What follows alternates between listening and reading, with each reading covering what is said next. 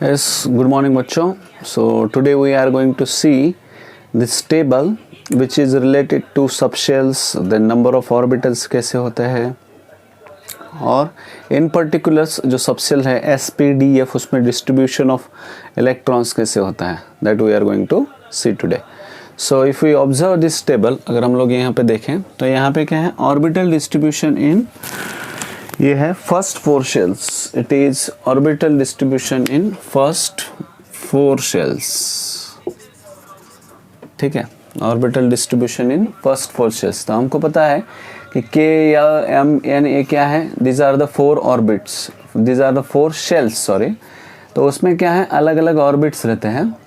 तो इस पहला क्या रहेगा बच्चों, first there will be shell, shell के बाद क्या रहेगा सब शेल, एंड सब शेल में क्या रहेंगे ऑर्बिट्स.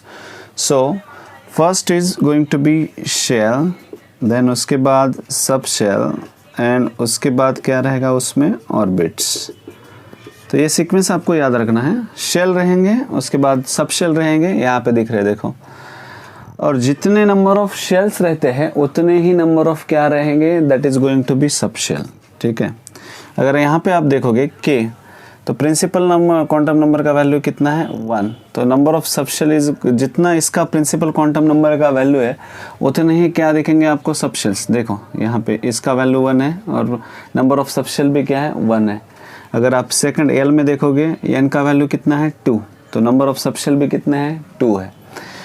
देन एम में प्रिंसिपल क्वांटम नंबर का वैल्यू क्या है 3, तो वहाँ पे नंबर ऑफ सबशेल कितने हैं 3. देन एन में number of n that is n is equal to principal quantum number का वैल्यू कितना है 4 और नंबर ऑफ सबशेल के भी कितने हैं 4. Means number of subshells is equal to the value of principal quantum number. जो भी प्रिंसिपल क्वांटम नंबर का वैल्यू रहेगा उतने नंबर ऑफ आपके पास क्या रहेंगे सबशेल्स रहेंगे. ओके, सो लेट्स से 5 अगर प्रिंसिपल क्वांटम नंबर का वैल्यू है, so there will be 5 subshells. ठीक है, तो करस्पॉन्डिंग नंबर ऑफ सबशेल्स में कितने नंबर ऑफ ऑर्बिटल रह सकते हैं वो हम लोग देखेंगे. ठीक है, तो यहाँ तक तो हमको समझ में आया कि ये यहाँ तक हम लोगों को समझ में आया कि जितना प्रिंसिपल क्वांटम नंबर का वैल्यू है उतने ही नंबर ऑफ क्या रहेंगे सबशेल रहेंगे. और one more thing, that is shell में क्या रहते हैं सबशेल एंड सबशेल में क्या रहते हैं orbits. Okay, so now we move on to this table. आगे जाते हैं यहाँ पे. अभी यहाँ पे देखो, यहाँ पे क्या है, here it is value of azimuthal quantum number. Azimuthal quantum number हमको पता है कि प्रिंसिपल क्वांटम नंबर का जो एनर्जी है it can be represented by जो प्रिंसिपल क्वांटम नंबर है इससे सिर्फ जहाँ पे एक ही इलेक्ट्रॉन है, लाइक हाइड्रोजन जैसे एलिमेंट है जहाँ पे एक ही इलेक्ट्रॉन रहता है उसका एनर्जी रिप्रेजेंट कर सकते हैं. बट अगर मल्टी इलेक्ट्रॉन सिस्टम है जहाँ पे एक से ज़्यादा इलेक्ट्रॉन है तो उस केस में आप क्या करोगे, you will take help of azimuthal quantum number also. मतलब प्रिंसिपल क्वांटम नंबर और एज़ोमिथल क्वांटम नंबर भी नेसेसरी है to define the energy of multi electrons elements having एक से ज़्यादा इलेक्ट्रॉन रहने के बाद. तो यहाँ पे देखो इट इज रिप्रेजेंटेड बाय, ये कैसे रिप्रेजेंट होता है, इसका वैल्यू कितना है बच्चों 0 to n-1. हमने ऑलरेडी देखा है it represents value from 0 to n-1. ठीक है, इसका वैल्यू कितने से स्टार्ट होता है 0 to n-1. तो it is represented by L, ml से ऐसे रिप्रेजेंट करते हैं इसको, that is represented by ml. ठीक है, तो यहाँ पे देखो L का वैल्यू क्या है बच्चों, it starts from 0 to n-1 उसके वैल्यू का रेंज है. तो L का वैल्यू कितना है for first n is equal to 1. अगर n इज इक्वल टू 1 रखेंगे यहाँ पे तो L का वैल्यू क्या हो जाएगा, it is going to be 0, तो 0 हो जाता है. और सबशेल कौन है बच्चों यहाँ पे, सबशेल यहाँ पे इंपॉर्टेंट है, subshell is 1s is the subshell. अभी नेक्स्ट देखो, total number of orbitals in subshell it is represented by, किससे रिप्रेजेंट करते हैं 2l+1. Okay, total number of orbitals in subshell में, एक सबशेल में कितने नंबर ऑफ ऑर्बिटल्स रहेंगे, that is represented by 2l+1. तो यहाँ पे देखो 2 इंटू एल का वैल्यू कितना है बच्चों 0 + 1, तो ये कितना आएगा 1. So total number of orbitals कितने हैं उसमें, for n is equal to 1 number of subshell is 1. Then total number of orbitals कितने हैं 1. और मैग्नेटिक क्वांटम नंबर हमको पता है that is represented by ml, okay, ml से रिप्रेजेंट होता है।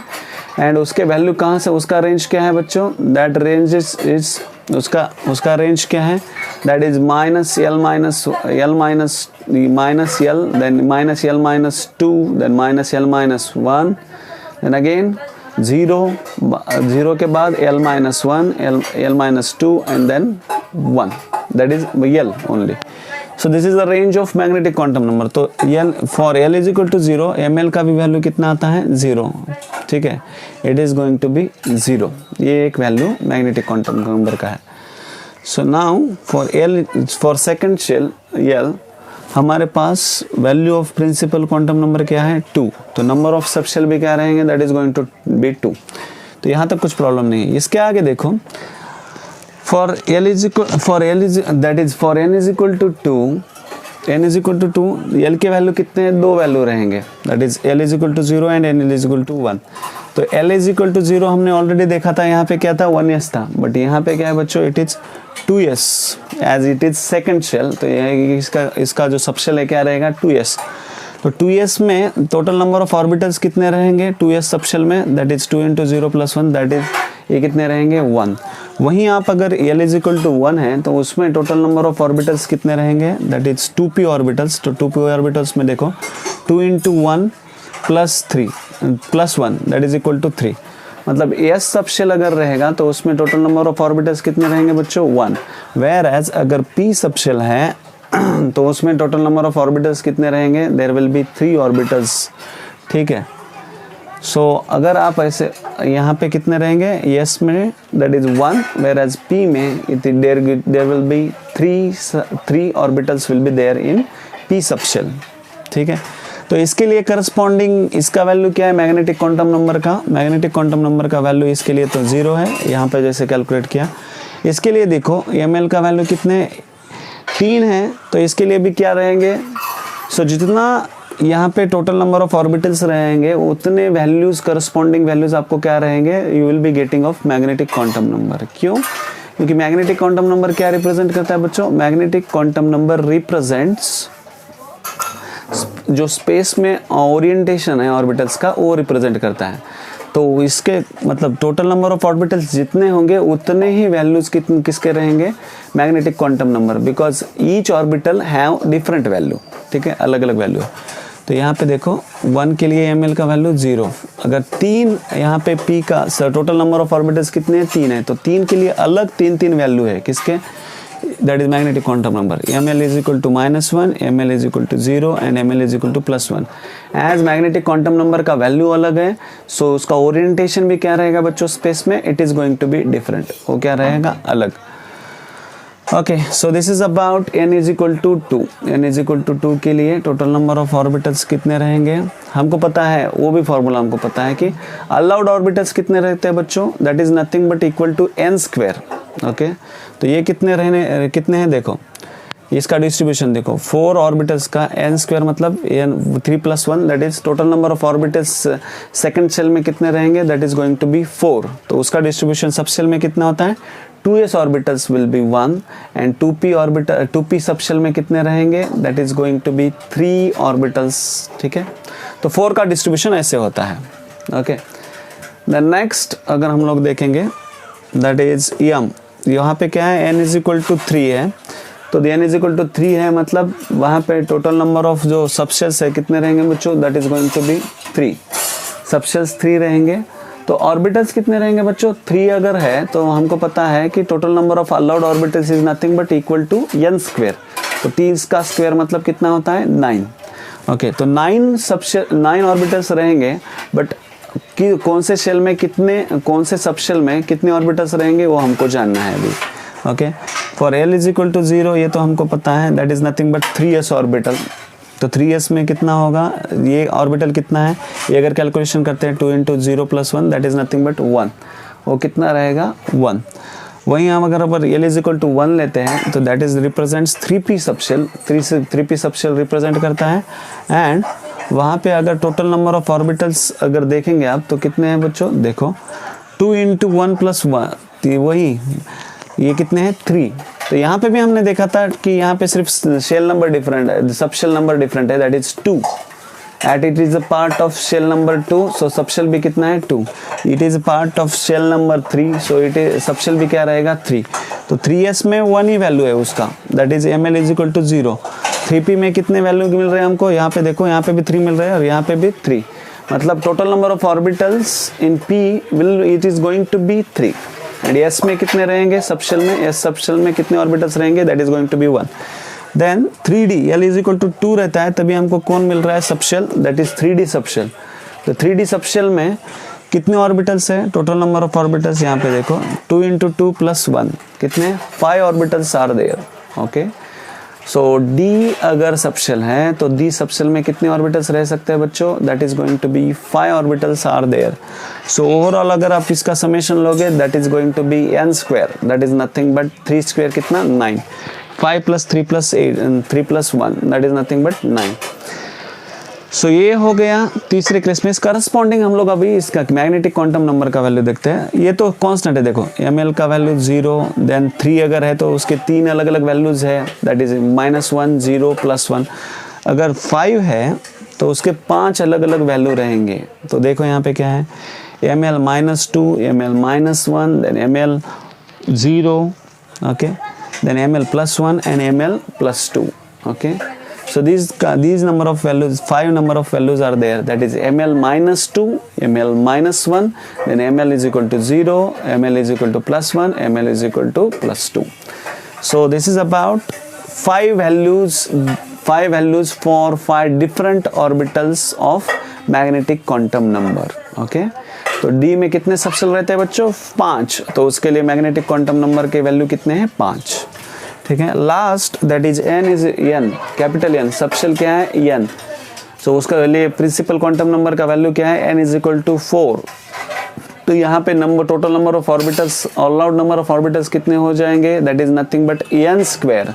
तो n square is equal to कितना आएगा, 4 स्क्वायर, दैट इज 16, मतलब कितने रहेंगे total orbitals in 4th shell, that is going to be 16 orbitals. अभी उसमें डिस्ट्रीब्यूशन हमको सिर्फ देखना है कि हर एक जो सब शेल में है कितना डिस्ट्रीब्यूट होता है। अभी तक तो हमको पता है कि s सब शेल में कितना होता है बच्चों 1, p में 3, d में हमने देखा 5, yes यहाँ पे। अभी f में कितना होता है वो हम लोग देखेंगे। l इज इक्वल टू 0, तो यहाँ पे कितना 4s है एज यूजुअल, तो यहाँ पे 2 into 0 + 1 that is 1 and ml का वैल्यू 0, ये तो हमको ऑलरेडी हमने पहले भी देख लिया। l इज इक्वल टू 1 के लिए कितना होगा 4p, तो इसके लिए वैल्यू आया 3, जैसे यहाँ पे 2p और 3p के लिए आया, 4p के लिए भी कितना आया 3। और यहाँ पे वैल्यूज भी देखो, वैल्यूज भी सेम है, ml is equal to -1, ml is equal to 0 and ml is equal to +1, ठीक है।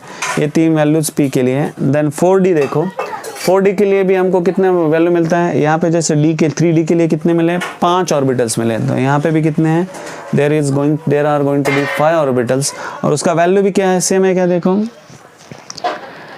5 के लिए यहाँ पे जो वैल्यूज है वही वैल्यूज यहाँ पे भी आएगा, -2, -1, 0, +1, +2, these are the values of magnetic quantum number for 4d के लिए।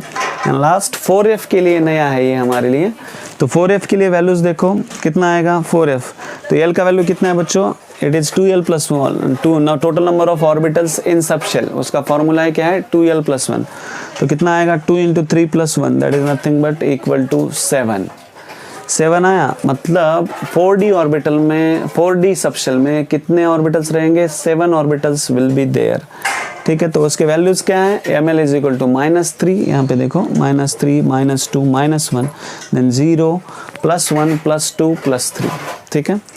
So it has 7 values, that is ranges from -3, -2, -1, then 0, then +1, +2 and +3, ठीक है।